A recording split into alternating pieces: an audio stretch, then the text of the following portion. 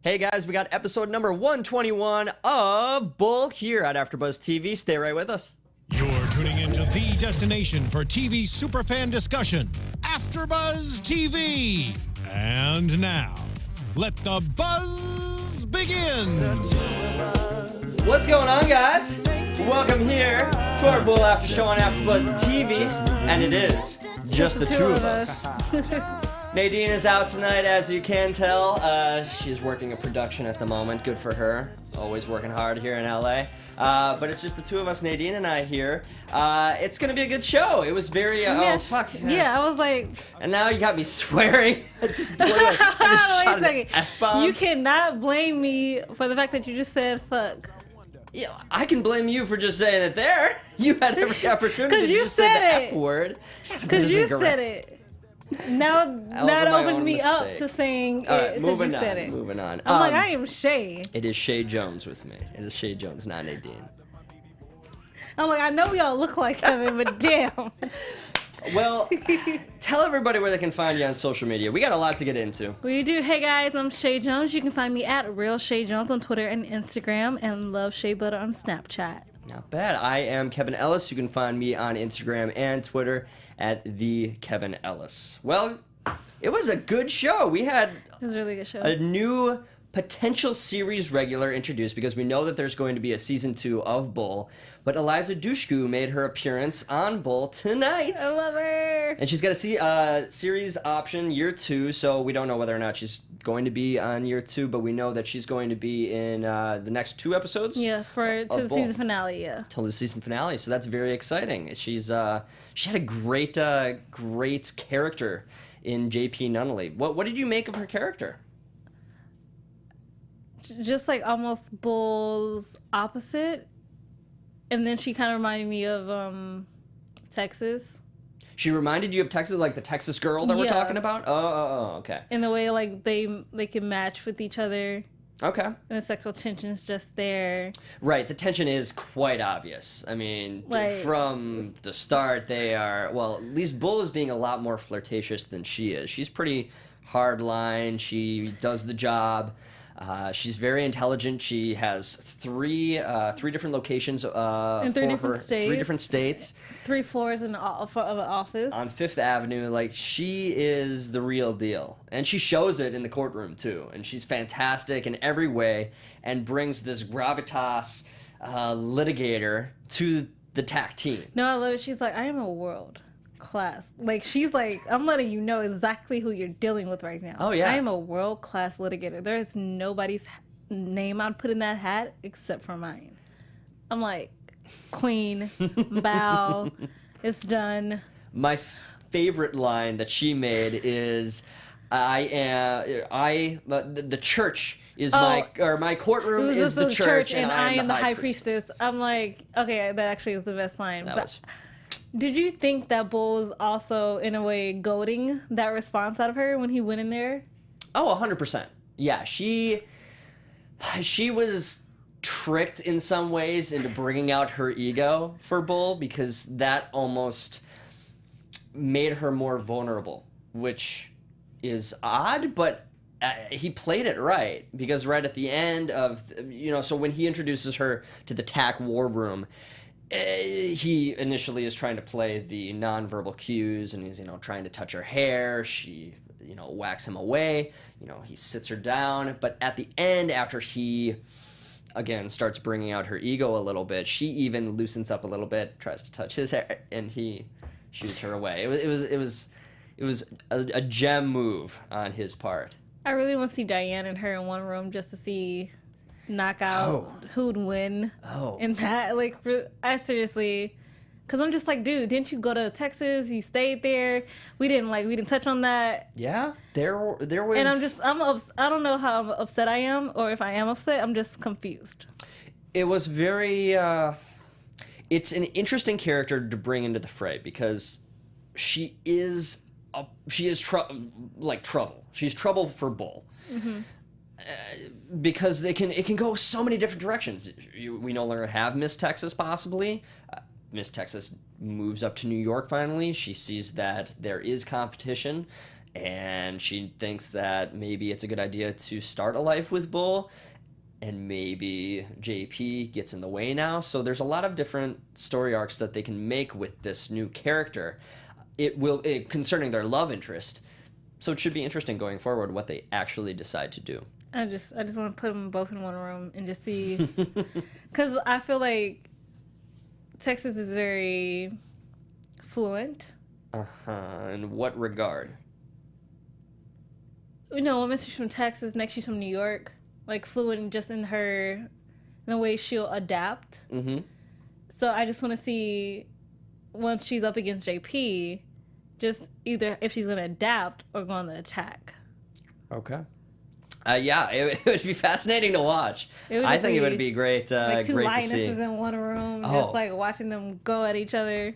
Oh, just the way that JP was introduced in that Bull is woken up by Marissa's phone call after he tells her to find a lawyer, a litigator that he can actually have Benny's problem be solved through. And he gets this call at like, what, 4 o'clock, 3:30 in the morning? 3:50 in the morning. 3:50 in the morning, and she wants to meet at 4:30 in the morning at a restaurant. And he goes there. Nobody is in this restaurant. He even confuses her for a waitress. Well, he wasn't even looking up. That's what I thought was really funny. He was just like, well, he was looking up at her, but I'm just... Why would, like, the way she was dressed especially, how would you mistake that for somebody who's getting that, like, a waitress vibe? It was dim. It was dim in the restaurant, and who knows who's gonna, like, be there to actually serve him in uniform at 4:30 in the morning. I don't know. I see. I think that it was a little. I don't want to say chauvinistic, but it was a little bit. Well, also I'll give him the fact that it was 3:50, 4:30 in the morning. He was drinking. I will give him a little leeway. Yeah, he could have been woken up in REM sleep for all we know. He was having a hell of a dream. That's my favorite part. Dear Marissa, I hate you. I was having a great dream that you woke me up from. Oh, no, thank God someone's here. Yeah. That was the best. I'm sorry. That whole recording was just, I halfway wonder if she got it. Yeah. Like midway through. And then somehow he's just like, oh yeah, thank God. And like, she's like, Bull. Well, he said, please forget the last 2 minutes of your life. No, but he was talking to JP. Like he'd already shut off the phone. Yeah. Like I don't know if he was making a recording to send to Marissa or no, that's what I mean. He is when he said like voicemail text and then like kind of sent. Oh, I don't know if he actually sent it, but I do know that when JP approached and realized that, he's like, forget the last 2 minutes of your life. Yeah, let's just like forget it. It was amazing because of that whole conversation, at least the voice recording that he was at least making for Marissa. Who knows if he sent love Alaska. Oh my God, I love that character. She's like, I'm a fixer. She is a fixer. People have problems. I can either take care of it or just make it go away. She was very she has a very calm sense of who she is and what she is as a person. Yeah. And I just love that she doesn't take crap from anybody. She's like, I made it, like, especially with Benny, when she finally meets Benny, she goes through the plea deal. She's like, or you can go to jail, rub elbows with some men that you put away. Yeah. Or you can take my deal. Well, she knows that she is good. She knows that she is the best, and few people can argue that. Especially after this. Especially after this. You can't argue that at all. Benny couldn't even argue it. Benny wanted to at certain points, but in the end, he knew that she was the one that could get him off in this case. So, I'm it'll sorry be interesting. Nadine's not here because she wanted like a culmination of this, and she couldn't be here to I know. Have it. Well, this is what I thought was going to be the season finale. True. And, well, okay, I will still say this, in that the prediction that I've been having, as you guys have watched for the past, I don't know how many weeks, since like mid-season, since we had this Hayden Watkins case introduced. Well, now that we know that there was tampering of evidence, Hayden Watkins might go free. And Hayden might come after Benny still. And I still think that could be the cliffhanger, in that maybe Benny gets shot. Something, that is something that we always get in series episodic or in network television, is this big cliffhanger to bring us on into the next season. I still think that could be it. I can actually see that, but technically, since Benny wasn't the one that tampered the evidence. Sure. But he's also psychopath. Still part of the case. He's still a psychopath. So, in the sense of being a psychopath, it makes total sense, your theory. Yeah. Because psychopaths have their own little tally in their own mind of people who have wronged them, and I feel like if you're a psychopath, you're going to make sure the score is even. Oh, sure. And if Jessup ends up going to jail for this tampering of evidence, which who knows whether or not it will happen, he's not going to be able to go be targeted if he's in jail. So unless they're in the there's same got to be a jail. Scapegoat. If he's released, then it doesn't matter. So true, but like she said, like his appeal could take okay, years, we'll go so under that theory. They could, but it was Jessup's whole telling of it was just so halfway sad. In his for me, I didn't want to feel bad for him because I'm like, dude, this is your friend, and you seriously tried to make him a scapegoat. Yeah. And that is effed up. It is pretty screwed up. That's why he wanted him to take the plea deal, in that he was not going to go to jail. Jessup was looking after him in some way. He never had to come. Yeah. Well, he did have to actually apologize to the public. He would have had to do that, and he would have had to. Jessup. Jessup wouldn't have. He wouldn't have had to come clean about his tampering of evidence. His fault in it. Well, the thing is, I think Hayden still might have gone free. That's the thing. Is because either way, that's exactly why Benny did not want to go public. Is because he did not want to see Hayden Watkins on the streets. He did not want to let this guy loose. So if he admits to it, he goes free. If Jessup admits to it, he goes free. It was a no-win situation. In order to get Benny off, either way, they had to be able to Hayden would have to go free, which is just disgusting. And it's just the technicality of how the procedure in which you have to approach any kind of arrest, any kind of questioning. That's why they couldn't use the confession tape that Hayden had, because he was punched out by the. But any officer knows if you're going to do something, take it off the tape, off the recording. Yeah, I'm just like, dude, like you should either you don't want. Then you're tampering with evidence again. It's. But technically, it's not on tape, and he did confess. So if it's not, all I know is if it wasn't on the recording, you ain't got me. Well, that's again, you're talking about violating the constitutionality of. I don't care. I'm just like a person's rights. Everybody knows that. Seriously, if you get a confession and then you want to beat the dude up off the recording, basic knowledge of all these. Basic knowledge of all of the crime movies that Chae has watched. She knows, and I'm not going to deny. I've watched LA Confidential. I know how things go. Just saying though, like great movie, by the way. I've never LA seen Confidential. Oh, fantastic. Yeah. What's it about? That was the same year as Titanic, and actually was nominated for Best Picture. Titanic won though. Titanic won. Because everybody loves romance. I mean, it was Titanic. It was a great movie. And they want all their money back, so it all works out. That and more. Yeah. No, it was really interesting how it brought up all of these questions of morality and integrity, and casework and integrity and right versus wrong, and taking chances, knowing when the bullet is going to catch up to you. That was How to Dodge a Bullet was the name of the episode, and you saw right at the beginning. I loved the opening where we saw TAC team members who were each doing something, or an event was happening to them where they were.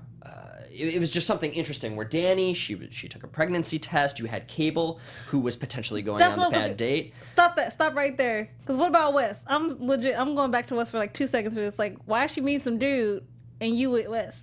They confusing my life right now. Wait, I'm so confused. Wait, what? Cable's with Wes. Cable's with Wes, yeah. Oh, but who knows when that was? That might not have been. That might not have been. Okay, so that could have been just like. Could have been in the past. Okay, cool. I was gonna say, because like that's why I was really confused. But I'm like, Cable is with Wes. That was interesting. Stop messing up my ships.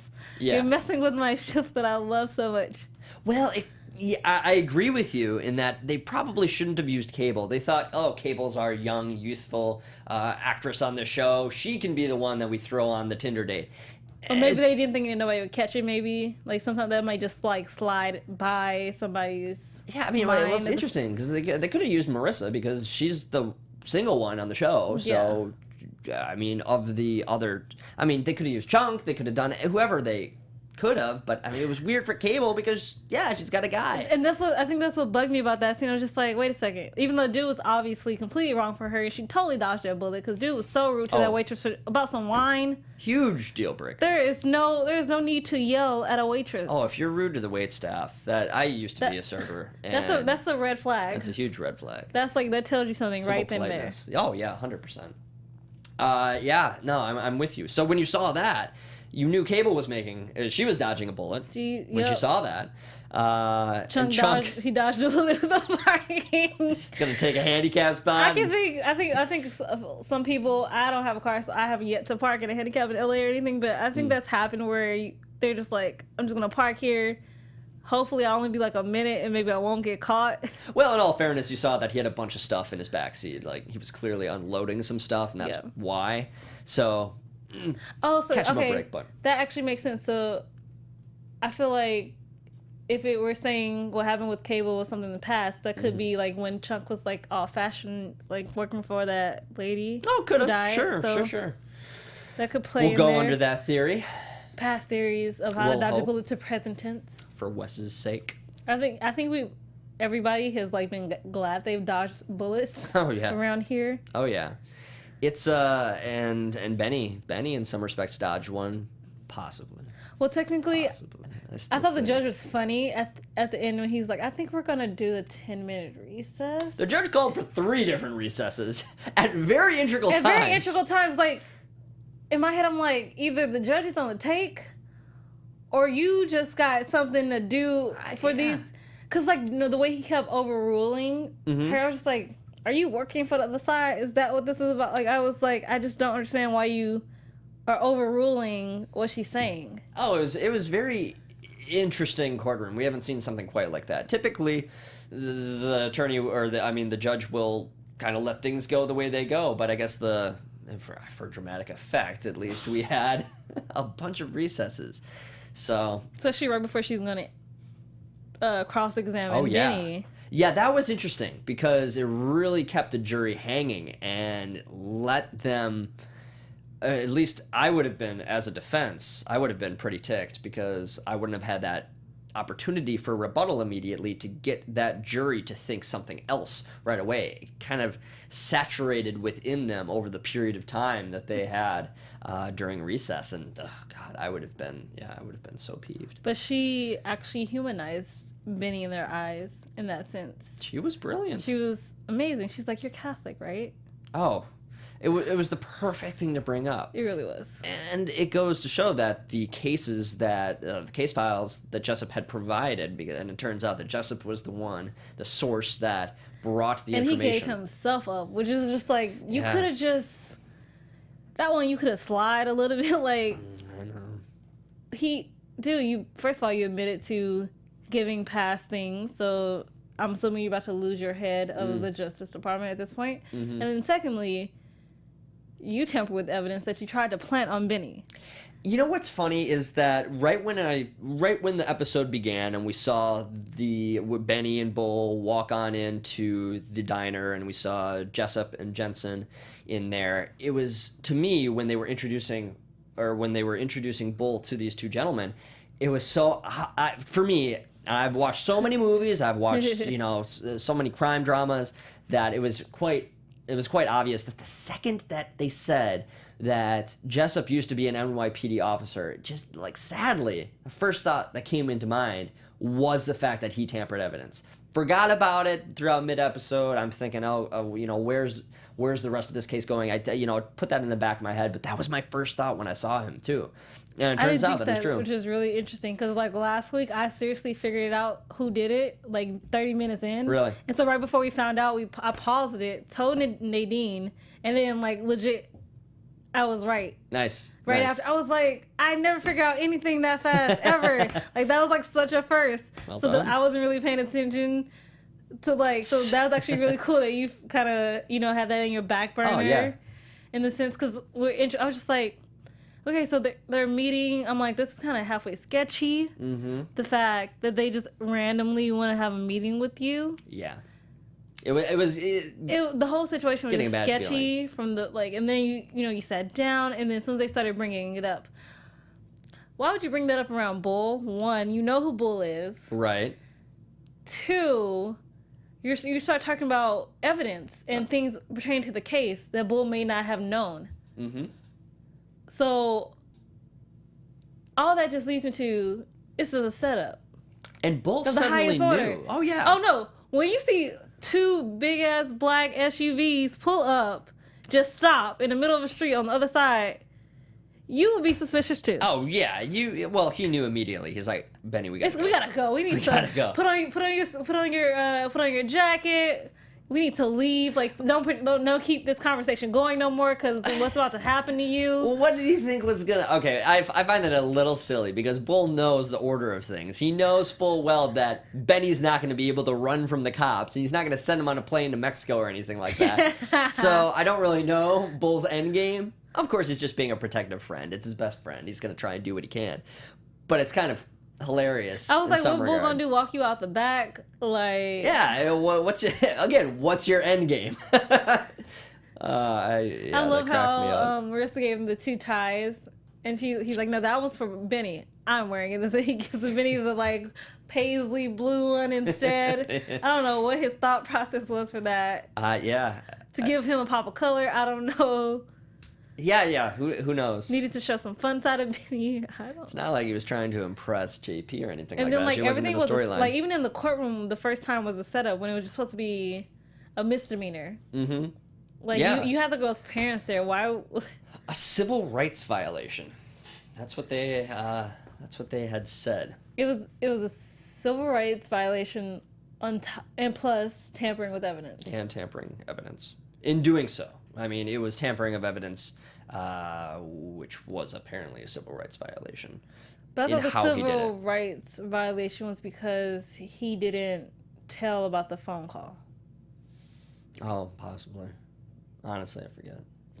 Or I can't articulate it or I can't remember it. So let it be, I guess. Let it be. Let it be.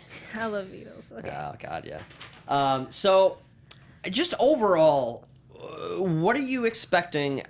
There was a trade-off. In order for JP to do this case, 3 cases for 1. So this was that one case. I love it. She's like, can you count that high? And that time he just took to count was just priceless. It's cool. It's cool in that we're going to be able to have this new element to the tag team. And Benny's great. Benny's a great litigator in his own right. Great attorney. But it'll be interesting to throw some new fire into the mix, and she's got it. What I thought was interesting when Jessup goes up to Benny in the bathroom, and he's like, "We all know you're just playing pretend law for Bull." Yeah, that had to have burnt him a little bit. I was just, how can you pretend law? Yeah, like I've even taken cases for Bull, like big cases, where we won. So that's not pretend. No. How can you call that pretend law? Like just that framing of that sentence. Uh-huh. I don't know if Jessup was really just hurt or trying to just throw suspicion off of him or what. But the fact that you were saying pretend law. Yeah. I'm with you. I thought that it was a little rough, and especially for a friend. But I guess he was... I don't know what his game plan was there. I don't know. If he really was trying to make Benny settle, I think that was his goal. That was his goal. He still wanted him to do so. He failed and sucked at it. Yeah. It was overall, I really enjoyed this episode.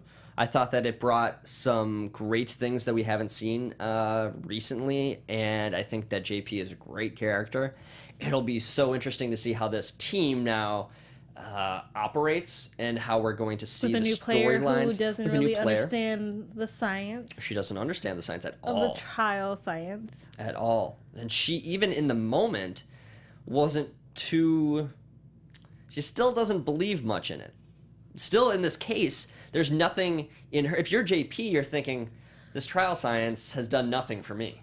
In fact, like, it'll come in the next couple of episodes I feel like it where too. she'll find how it does help her, but it hasn't quite happened yet. Yeah, so that'll be fun. Even in the for preview, her. a little bit seemed like Bull was in the prosecutor or defense, like he was doing the case like a lawyer, but like he's not a lawyer, so I was super confused by that just a little bit. Yeah.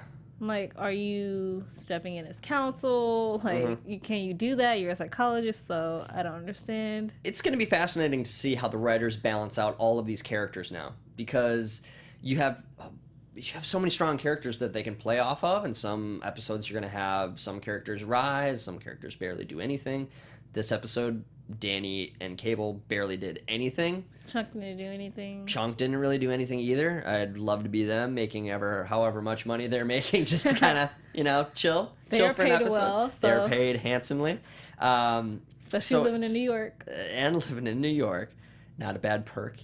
So, yeah, it'll be cool to see how they balance this going into next season and our last 2 episodes. I want to see more of JP. I feel like we will. There's so much. Oh, we will. I mean, like in season 2. Like I feel like we can definitely. I want to kind of move her up just from possible recurring to a recurring. Mm-hmm. She's a little stiff. Well, it's not that it would be recurring. They actually have a series regular option on her. So Well, that's what I meant. Like I want like a more series regular option because like right now she's just recurring. Oh yeah, but again, you're recurring for the last 3 episodes of 3, so we're okay. It's not like we can do any bit more than she's already got. So I mean, in your eyes, is there anything that you want to see of these last 2 episodes? I want to see Marissa get a date. Oh, okay. I want to see Texas and Bull. You still want Texas to come back? I love her. See, I'm just not in love with Texas. Why? I don't know. There's nothing about her that says I want to watch what she does. I do. Okay. Only because like I just share differing ever opinions. since she first pantsed Bull, leaving him in the field, I found that awesome. Just like I feel like there's a lot you can do with her character. I think it's just tough though.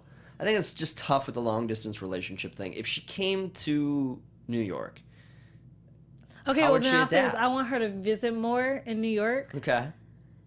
and I want like another case outside of New York.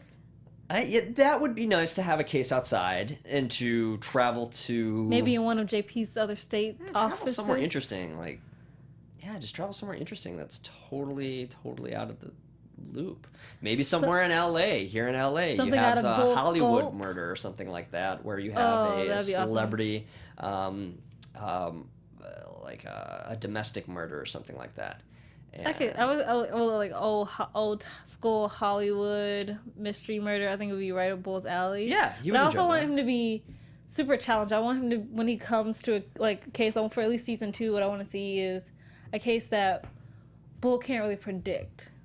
Okay. If that makes sense. I love the serial killer element. I think that we don't see enough of that in the show. We Except haven't for really the sociopath that. from earlier.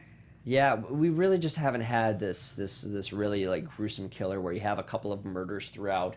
I mean, it's not that kind of show, but I'm just trying to think how they could play that. Ooh, what about someone that tackles the TAC team in like the sociopath, like he hires somebody to get each one of the TAC members against Bull as like revenge or ish thing. I just want to see how Bull reacts to little things being done to his team. Yeah, And how he would respond. Oh, you saw this episode, just how personally he took Benny being put on trial. No, but I meant something like I know, that I'm too, supporting. but, like, I'm supporting that thought. I'm just saying, like, how but yeah, he took that so like, personally. I love how he admitted he would- was frightened. Actually, that part for me was just very humanizing for Bull's character in a way, because he's always in control. He has to be in control of every situation. But in this one, he kind of had to let JP be that person because he can't control her. She's gonna do what she's gonna do. And that'll be fun to see how much she loosens up. Because she's really stiff right now. She's got a very hard shell. Bull has not cracked it yet. It'll be interesting. And he will attempt. He will keep attempting. It'll be interesting to see how long it will take for her to loosen up, because she hasn't really had any interactions with the tag team other than Benny and Bull. That one meeting too. Yeah. That was about it. But there wasn't anything between her and Cable, or her and Marissa, or Junk. Though Danny. it was super funny. The preview was like him and actually JP and Bull going at each other, like in an argument, and Benny's like, I hate it when mom and dad fight, which is interesting because Marissa technically is a mom, so the fact that that statement is being switched to a JP and Bull is just interesting. Yeah. I mean, Marissa's still Mama Bear. She's always Mama Bear. So we love Geneva Carr. So other than that, I've already said my big prediction. I'm still thinking that some Hayden Watkins thing will come to be, but we'll see. I could be Ooh, proven maybe wrong. he gets out of jail and takes over. He does like another attack.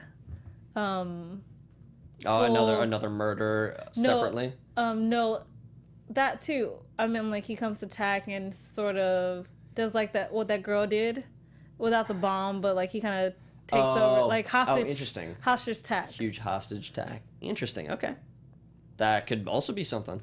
I can see that.